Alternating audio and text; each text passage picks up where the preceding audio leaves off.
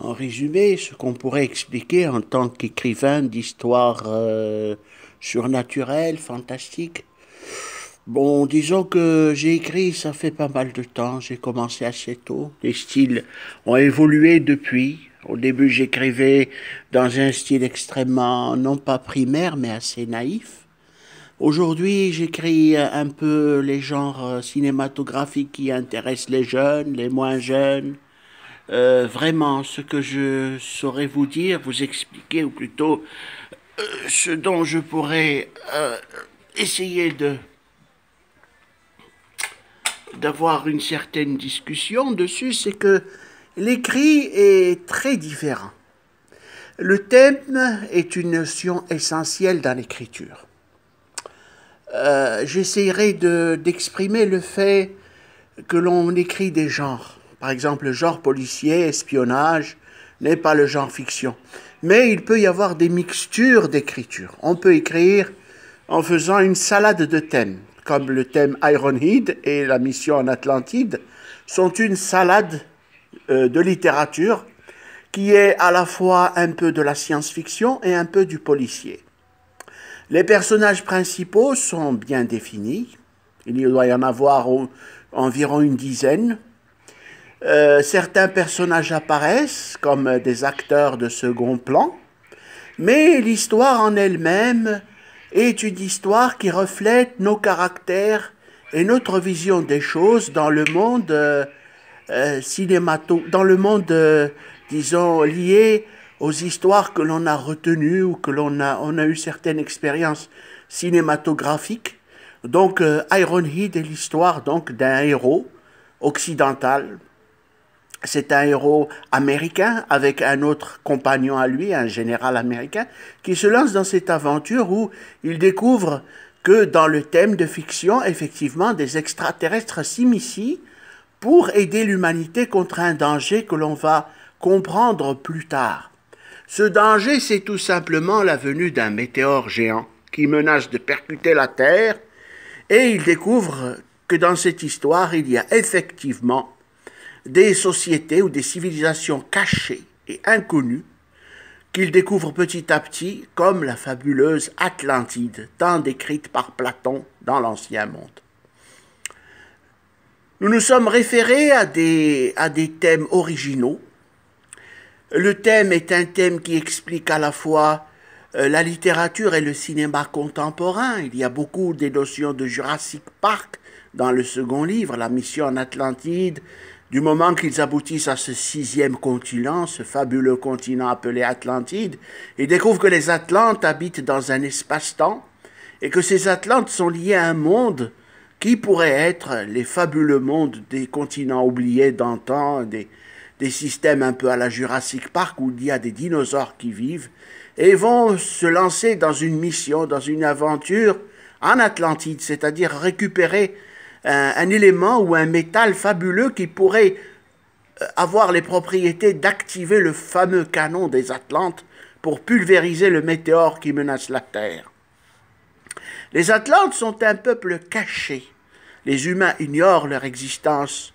Ils vivent sous le continent américain et ont accès dans l'espace-temps par une porte de temps parce qu'ils savent dans leur civilisation ancienne qu'ils peuvent accéder à un autre monde, un monde qui est lié au Jurassique et où vivent probablement les dinosaures, et donc ils se lancent dans un char atlante volant, à la recherche de ce fabuleux élément appelé le gondwanium. Voilà en ce qui concerne le volet Ironhead, mission en Atlantide.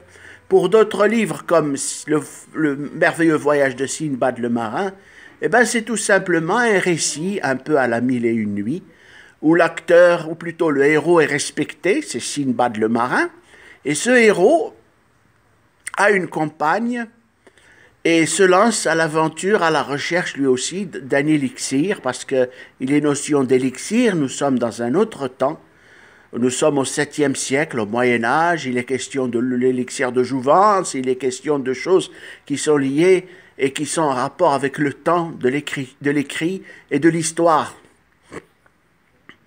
Sinbad le marin est un héros fabuleux, je l'ai décrit comme un héros non pas moyenâgeux, mais à l'époque où l'islam commence à s'épanouir, et il se lance avec sa fabuleuse galère, tel un Ulysse des temps où le monde arabe est en extension, parce que les Arabes ont pris l'héritage des Grecs.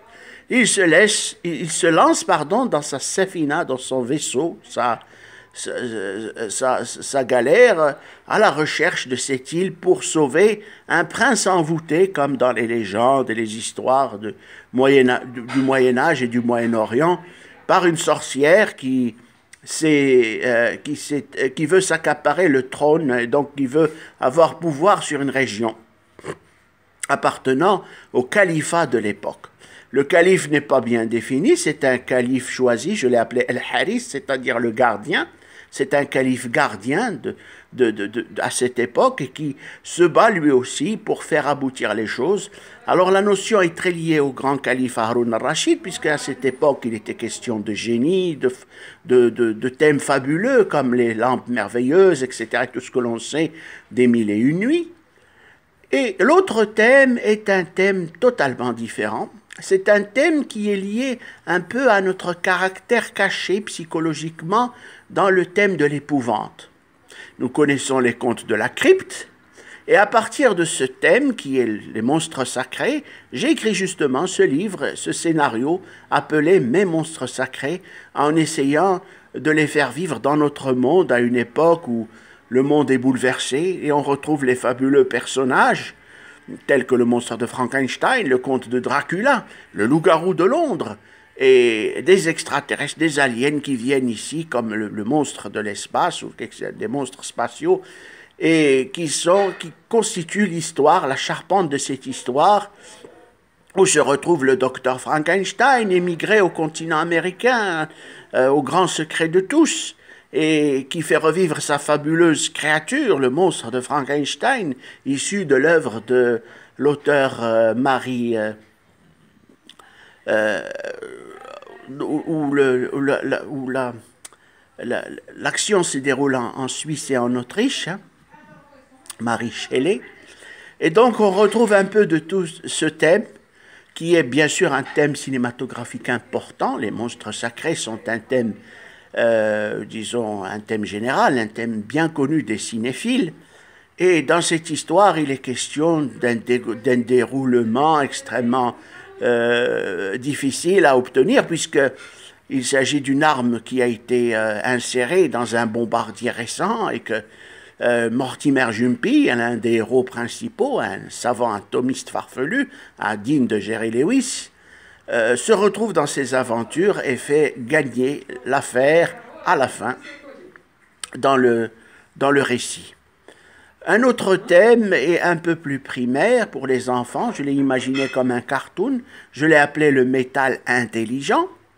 Il s'agit d'une histoire un peu avec des farfelets, des gnomes, etc., qui vivent dans un temps antérieur, un temps un petit peu à point d'interrogation, puisqu'on ne sait pas quelle civilisation, quel continent nous sommes. C'est un monde typiquement cartoon, enfance, et qui est lié à ne point définir ni la situation géographique de l'histoire, ni le thème, ni même les notions de personne en tant que personne réelle. C'est un sujet purement, imaginaire.